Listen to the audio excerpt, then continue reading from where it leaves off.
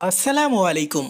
সম্প্রতি জাতীয় নাগরিক পার্টি এনসিপির আহ্বায়ক নাহিদ ইসলাম জানিয়েছেন, নির্বাচন নিয়ে রোডম্যাপ ঘোষণা জুলাই সনদ চূড়ান্ত হওয়ার পরেই হওয়া উচিত। সোমবার সন্ধ্যায় জাতীয় ঐক্যমত্য কমিশনের সঙ্গে 18 দলীয় বৈঠক শেষে তিনি বলেন, জুলাই ঘোষণাপত্র 30 কার্যদিবসের মধ্যে চূড়ান্ত করে 5 আগস্টের আগে কার্যকর করতে হবে। অতঃপর বিএনপির পক্ষ থেকে জানানো হয়, তড়িঘড়ি করে তারিখ ঘোষণা না করে আগে রাজনৈতিক ঐক্যমতের ভিত্তিতে সুনির্দিষ্ট রোডম্যাপ তৈরি করা জরুরি। অন্তর্বর্তী সরকারের সাবেক উপদেষ্টা নাহিদ ইসলাম বলেন, সুষ্ঠু নির্বাচন নিশ্চিত করতে নির্বাচন কমিশনের পুনর্গঠন দরকার। উক্ত বৈঠকে বিএনপি, জামাতে ইসলামী, গণসংহতি আন্দোলন, গণ অধিকার পরিষদ সহ 18টি রাজনৈতিক দল অংশ নেয়। প্রধান উপদেষ্টা ডক্টর মোহাম্মদ ইউনূস জানান, সব দলের মতামতের ভিত্তিতেই তৈরি হবে জুলাই সনদ। তবে বিএনপি দাবি করেছে, ডিসেম্বরের আগে আমাদের নির্বাচন চাই।